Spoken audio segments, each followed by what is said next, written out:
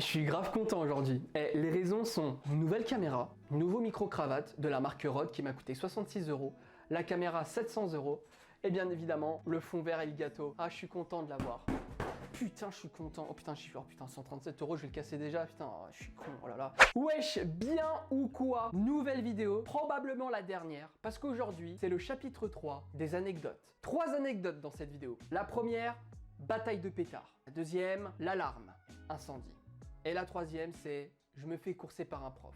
On commence par la première? C'est parti. La première anecdote, c'est bataille de pétard. Alors bien sûr, je suis jeune et con et bien évidemment, j'ai peu de matière grise à ce moment-là. Bataille de pétard, c'est mon idée. Et en plus de ça, j'ajoute quoi? Les pistolets à billes. Ah ouais. Fouad SNK, quand il avait 12 ans, il n'était pas très intelligent. En plus de pas être très intelligent, je faisais chier mon monde et je trollais énormément. Que ce soit en multijoueur et même dans la vraie vie. En plus de ça, en ligne, je me faisais passer par Cortex 91 des pyramides, pour ceux qui connaissent. Et même Morsaille. Oh là là, c'était tellement drôle. Alors, bataille de pétard, bien sûr. Il y a un pote à moi qui se prend une bille dans la joue, forcément. La bille blanche, bien dure, sa grand-mère, aussi grosse que ma beuteuse. J'ai une connerie, j'ai dit aussi grosse que ma beuteuse et la bille, elle est comme ça. Je suis con, je suis fatigué aujourd'hui. Donc, là, actuellement, il se la prend dans la joue. Il saigne, forcément, miskin. Il pleure. Et bien sûr, il y a un vieux gars chelou qui est en train de nous filmer. Et c'est un pote à moi qui nous fait signaler cette merde. Donc là, moi, je mets le t-shirt jusqu'à ma gueule. J'ai failli me casser la gueule parce que je voyais rien. Et bien sûr, mes potes mettent la capuche et ils se cachent. Donc là, mon pote à moi, tu sais, hop, il vérifie un peu sur le teco pour voir si le gars est toujours en train de filmer. Et il n'y a plus personne. Donc là, le gars en question se dirige directement dans le parking de son immeuble, prend la voiture et bien évidemment, nous, on a tout simplement en visu le commissariat, etc. dans ce parking. Donc du coup, on voit quoi? La même voiture en question et la même personne qui est en train de nous filmer.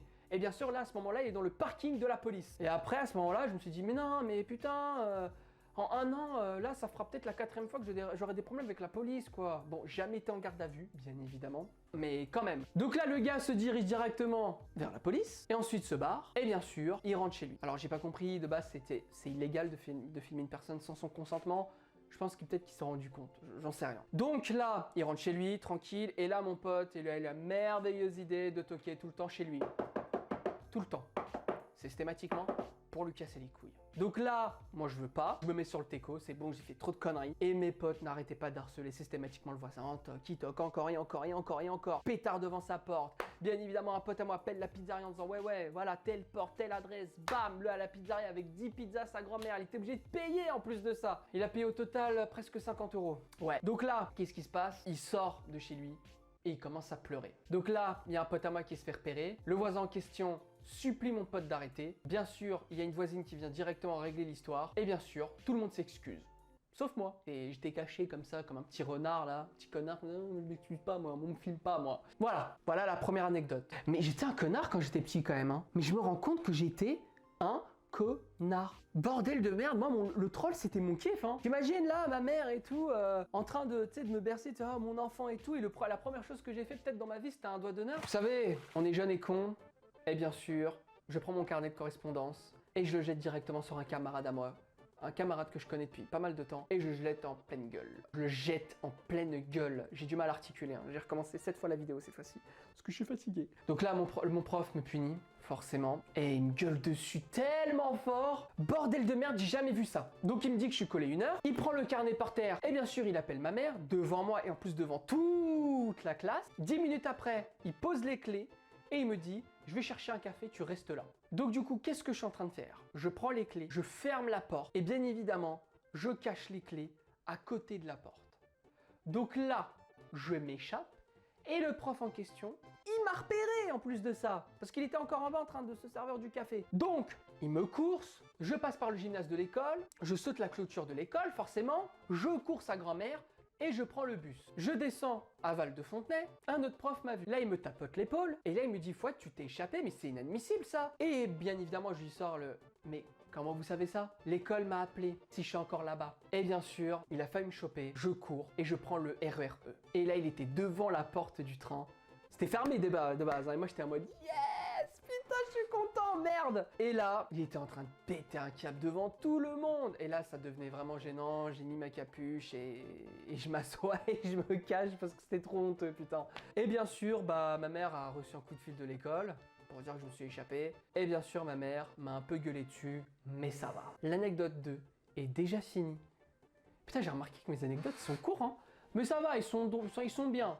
Mais je reste quand même un connard. La troisième anecdote, elle est con à ne surtout pas reproduire. Là, je suis vraiment sérieux. Là, c'est Fouad SNK qui est en mode sérieux, qui fait pas le con.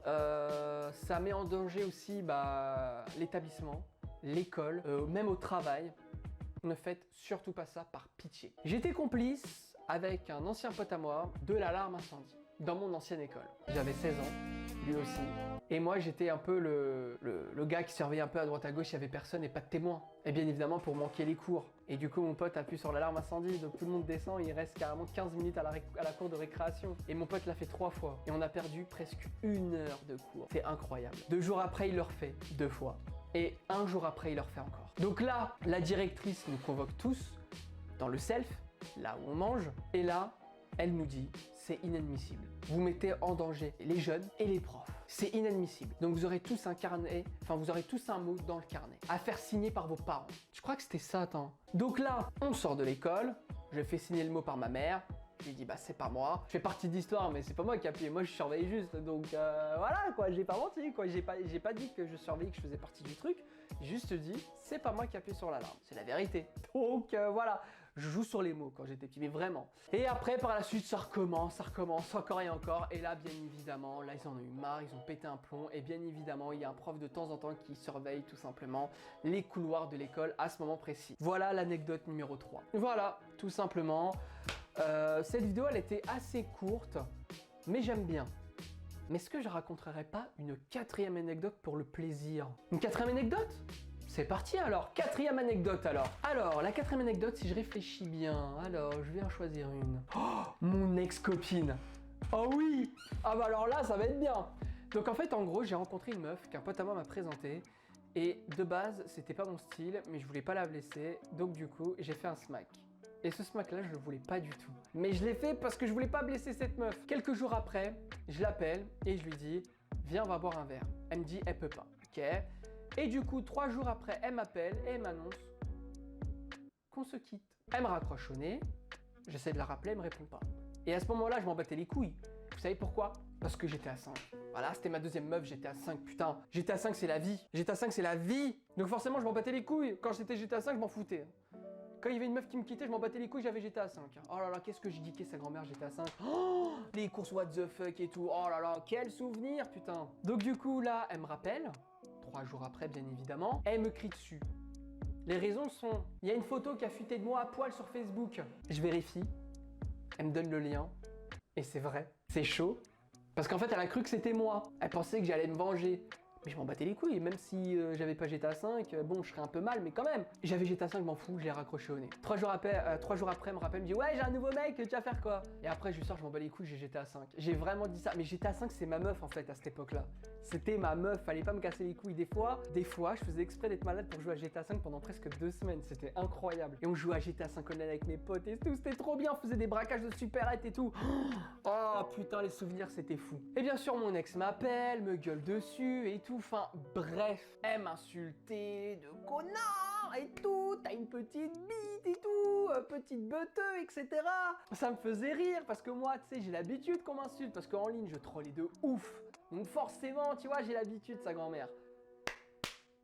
Et ouais, donc au fur et à mesure, elle en avait marre de me rappeler parce qu'en fait, c'était pas moi qui m'énervais, c'était elle, donc elle en avait marre et du coup, elle a arrêté. Voilà. Alors, petite précision à propos des anecdotes, j'en ferai une 4e à partir du moment où ma communauté monte, dans le sens où si j'ai pas mal d'abonnés, j'inviterai des abonnés sur Discord pour qu'ils racontent leur vie, leurs anecdotes à eux. Ça peut être intéressant, c'est pas que moi qui dois raconter des anecdotes, mais ça peut être celles et ceux qui suivent carrément ma chaîne YouTube actuellement, et ça peut être pas mal. Donc dans l'espace commentaire, vous allez mettre votre Discord, bien évidemment la vidéo est visionnée, et bien sûr, je vais vous appeler sur Discord, et après vous allez raconter vos anecdotes. Ciao!